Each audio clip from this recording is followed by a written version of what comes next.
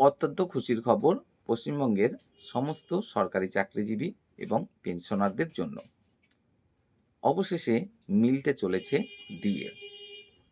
প্রায় ১৫ বছর যাবৎ আপনারা আপনাদের যে প্রাপ্য ডিএ সেটা পাননি। ডিএ থেকে হয়েছেন বঞ্চিত। শুধু গত ১৫ বছর নয়, এখন বর্তমানে আপনারা ৬ষ্ঠ পে কমিশন অনুসারে স্যালারি পাচ্ছেন। যদিও বা ৬ষ্ঠ পে কমিশনের সময়সীমা কিন্তু শেষ হয়ে গেছে অনেকদিন আগেই। তারপরেও আমরা যদি দেখি ৬ষ্ঠ পে কমিশন, যেটা কেন্দ্রের ক্ষেত্রে ৭ম পে কমিশন, সেখানেও ডিএর কিন্তু বিরাট বড় ঘাটতি। কেন্দ্রে যেখানে ডিএ ৬০%, সেখানে রাজ্যে ডিএ মাত্র ১৮%, অর্থাৎ ব্যবধান ৪২%।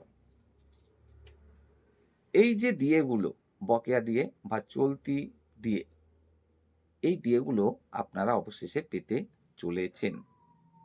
কেন? দেখুন, আপনারা অনেকেই হয়তো ভাববেন যে এই যে আমাদের বর্তমান রাজ্য সরকার, তারা ক্ষমতায় আসার জন্য অনেক রকম প্রতিশ্রুতি দিয়েছে ভোটের আগে। আমরা ৪৫ দিনের মধ্যে পে কমিশন লাগু করব এবং সমস্ত বকেয়া ডিএ পরিশোধ করব। যদিও বা বর্তমান সময়ে আপনারা একটু হলেও হতাশ যে একদিকে যেমন দেখলেন আমাদের বর্তমান মুখ্যমন্ত্রী, তিনি নিজে সাংবাদিক সম্মেলনে বললেন যে আমরা আগামী সপ্তাহে আগামী সোমবারে ডিএ এবং পে কমিশন নিয়ে আলোচনা করব। বাস্তব ক্ষেত্রে সেটা হয়নি। অন্য একজন মন্ত্রী তিনি বললেন যে এটা আমাদের এজেন্ডাতেই ছিল না। এমনকি দিলীপ ঘোষ মহাশয়, তাকেও বলতে শুনলেন যে আমরা এই মুহূর্তে একটু অর্থনৈতিক আ সংকটের মধ্যে রয়েছি। কেন্দ্র থেকে যখন যেমন ফান্ড আসবে আমরা সেই মতো সমস্ত ঋণ পরিশোধ করে দেব। তো স্বাভাবিকভাবেই এই কথাগুলোর পরিপ্রেক্ষিতে আপনারা একটু হলেও চিন্তিত যে বাস্তবে আমরা বকেয়া ডিএ পাবো তো? বা চলতি যে ডিএ ৪২% যে ঘাটতি, সেটা আমরা পাবো তো? হ্যাঁ, আপনাদের মধ্যে একটা চিন্তা অবশ্যই আসার বিষয়।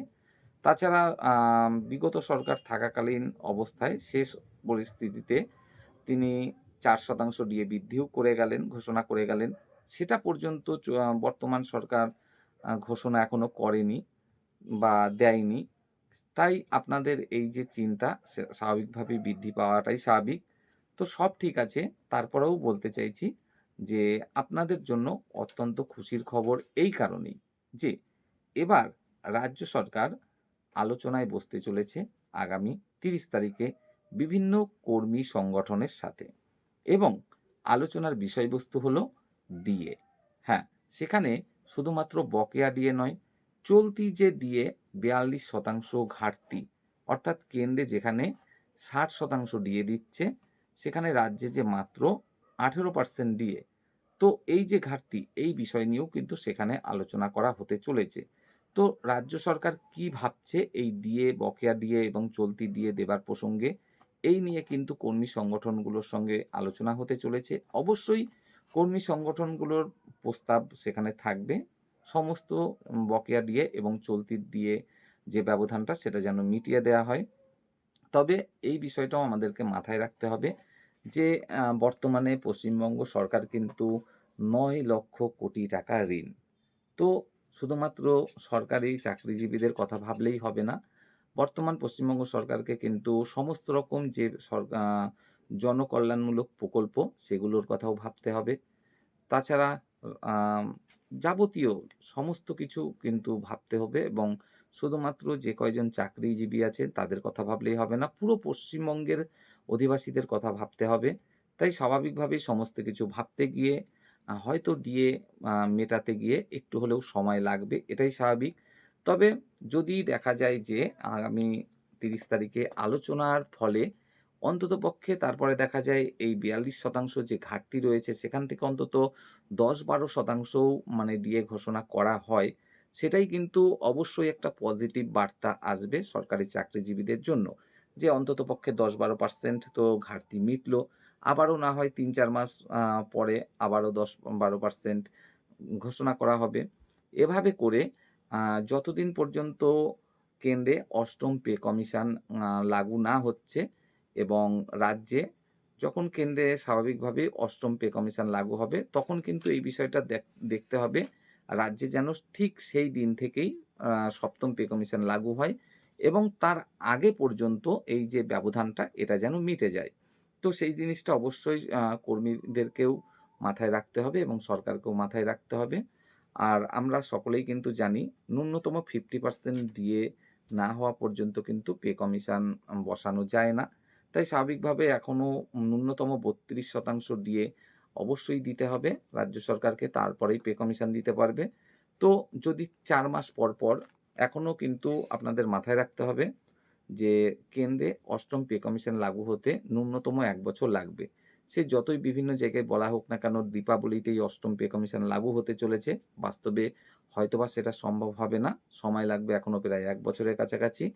তো যদি ৪ মাস পর, পর অন্ততপক্ষে ১০-১২% করে পশ্চিমবঙ্গ সরকার ডিএ বৃদ্ধি করে, তাহলে কিন্তু দেখা যেতে পারে যে অবশ্যই ৫০% প্লাস কিন্তু ডিএ চলে আসবে পশ্চিমবঙ্গের সরকারি চাকরিজীবীদেরও এবং সেক্ষেত্রে কেন্দ্র যেদিন থেকে ৮ম পে কমিশন লাগু করবে, রাজ্য সেই দিন থেকেই কিন্তু ৭ম পে কমিশন লাগু করতে পারবে এবং তখন কিন্তু আপনাদের যে এই বঞ্চনা, সেটা আশা করি অনেকাংশেই মিটে যেতে পারে। তো পজিটিভ দিক এটাই। আ যদিও বা আমরা দেখেছি গত সপ্তাহে আলোচনা হয়নি ডিএ নিয়ে। তো পজিটিভ এই কারণেই যে আগামী ৩০ তারিখে বিভিন্ন কর্মী সংগঠনের সঙ্গে কিন্তু আলোচনায় বসতে চলেছে পশ্চিমবঙ্গ সরকার।